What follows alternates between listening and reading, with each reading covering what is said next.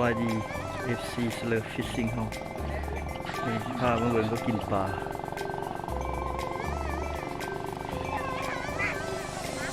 มาเบิ่งกันเลยปลาเต็มเยอะเลยคอยนักเกาเด้อยกโบดิพี่ตัวเราปลาเยอะ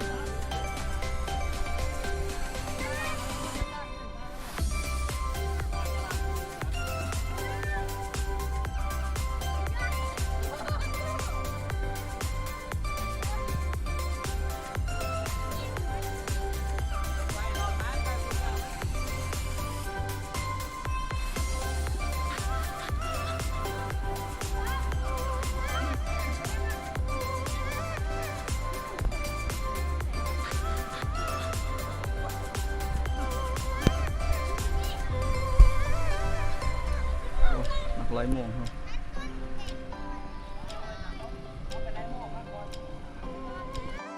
บริกินแล้วมันน่าถือขึ้นอุ้งเว้ยเยอะมือก็เลยบอซอยซอยซ่าซอยซอยบาเลยกินแล้วมันเลยสิได้ปีไปกินอะไรอย่างเอาไปท้องเอือบเลยพี่เอาคูมาขึ้นจะเอาไปไหนลูกไงมัน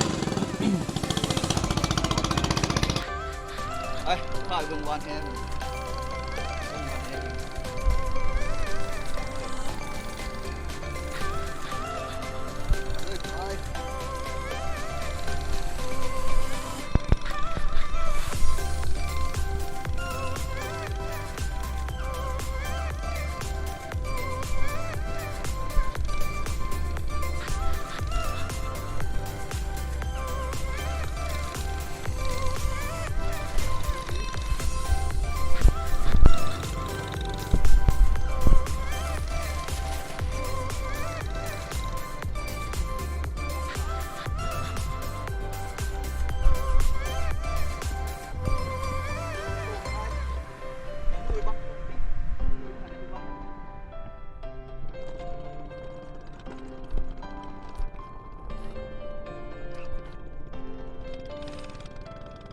เต็มเลย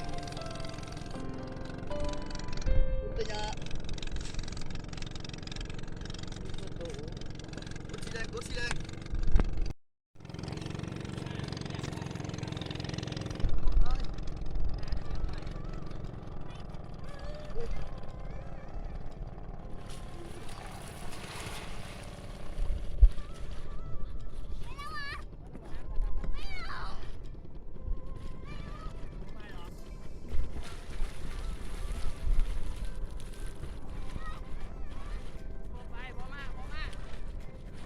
ตัวใหญ่เห็นแล้วเห็นบ่3ตัวเห็นบ่กระต่ายเห็นบ่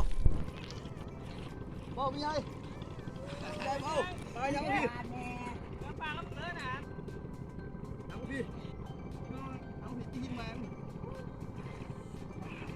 ตายยังพี่ตายไปบ้านแน่บ่3ตัวนี่นี่ครับผมลูกปลา3ตัวนึงเรียบร้อยโอเคไปจบ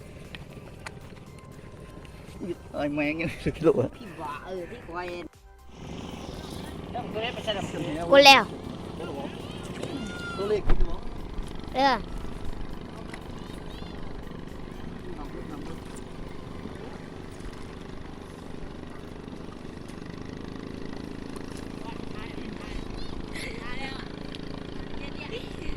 ปลาเต็มเลยว่าเอา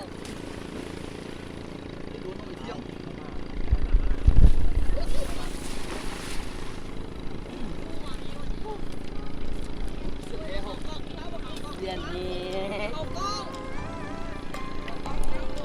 เขาแล้ว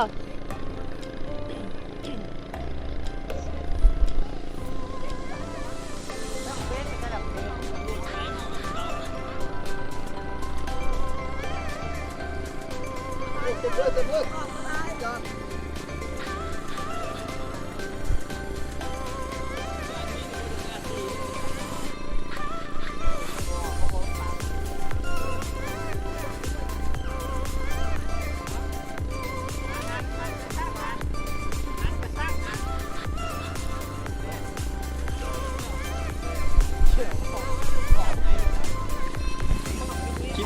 ลงแต่เพียงเท่านี้เนาะ เห็นแล้ว มาลิ โค้งไปเนาะ มาลิ